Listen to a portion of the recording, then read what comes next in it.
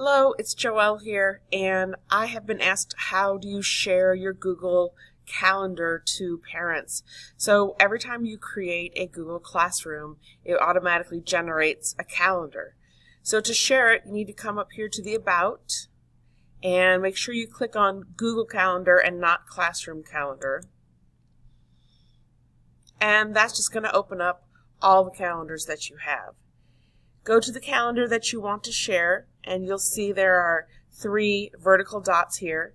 Click on the vertical dots and go to Settings and Sharing.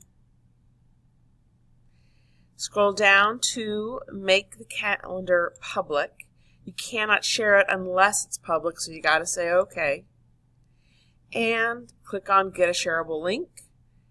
And there you have a link that you can copy and you can put either on the school's website or in an email to parents, and they will then have access to the calendar.